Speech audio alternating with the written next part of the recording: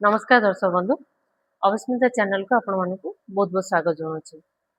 आज long video बनवार कारण हूँ आज हूँ रक्षाबंधन किंबा राखी पूर्णिमा। आज दिन में सबू भौणी मैंने भाई मान हाथ में राखी बांधती आउ होपफुली बांधि भी सारी कहीं समय भी बहुत हो सारा किंतु मु तो भल कविता लिखी जाने कि मोर हैबिट भी ना कि मोर इंटरेस्ट भी ना से किंतु एक्चुअली कारण आज कविता लिखिबार कारण कौन मु कहि दउची। तो मोर भाई चाकरी करूची जे रहउची बेंगलोर रे आउ मोर बाहागर भी हेसा छै मु ओडिसा रे अछि कि हम दुई जन को भितर बहुत गैप आसी सारिछि दूरता हो जाइछि जाद्वारा मु लास्ट बहुत वर्ष 2 ରୁ 3 वर्ष हलानी भाई हाथ रे राखी बांधी पारुनी। हाँ पठेई दउची नो डाउट किंतु बांधी पारुनी। तो होपफुली मो पर बहुत जन भौणी थिबे जो माने कि आज दिन रे भाई मान को मिस करुवे जेहेतु से दूर रे रहउचंती किंतु कार्य व्यस्त से काम तो करेंगे बाहर रहे सेटा मैटर नहीं किंतु फील तो ऑटोमेटिकली आसी जाउची पुराना दिन सब मन पड़ जाउची जो टाइम रे आमे सब पाखरे रहउतिले और राखी बांधुतिले। तो सेही सब जिनस आज मन पड़वा जो मु छोट कविताटे मो भाई ପାଇଁ लिखिछि।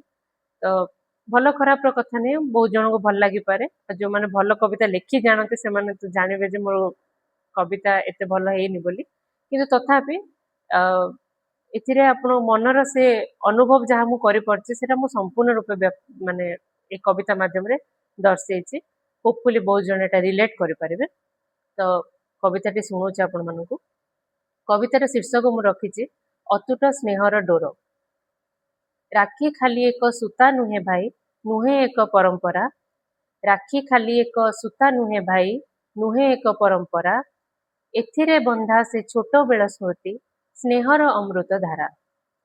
लुचकाली खेल राग रुषा आउ तोर से अझटपण। लुचकाली खेल राग रुषा आउ तोर से अझटपण। आखिरे मोहर लुह देखिदेले कांदुथिला तोर मन। आजि तू भाई अछु बहु दूरे कर्मर आह्वाने पड़ी। आजि तू भाई अछु बहु दूरे कर्मर आह्वाने पड़ी। तथापि ए डोर पाखकु टाणुछि समयर सबु घड़ी। थाली सजाइछि दीप जाली देई अपेक्षा करिछि मुहि। थाली सजाइछि दीप जाली देई अपेक्षा करिछि मुहि। चंदन टोपाए तोर मथा पाई नीरवे रहिछि चाहि। श्रावणर एही वर्षा बुंदा सह झरे स्मृतिर लुह। श्रावणर एही वर्षा बुंदा सह झरे स्मृतिर लुह। तो बिना भाई ए रक्षा बंधन लागे सते केते कोह। परम पितांकु एतिकी मिनती हसुथा सबु बेले। परम पितांकु एतिकी मिनती हसुथा सबु बेले। आशीषर हाथ सदा रहिथिबो तोहर मथा उपरे। दुख कष्ट सबु जाऊ दूरेई मिलू आयुष ततेरे। दुख कष्ट सबु जाऊ दूरेई मिलू आयुष ततेरे। प्रीतिर ए डोर साक्षी होइथिबो जन्म जन्मांतरे। प्रीतिर ए डोर साक्षी होइथिबो जन्म जन्मांतरे। तो आशा करछि ए छोट कविताटा आपण मानकु भल लागिथिबो। जो भौणी मानकु मोर कविता सहित रिलेट करि पारले जो माने से माने कमेंट माध्यम रे निश्चय जणेबे जे आपण मानकु केमिति लागिला।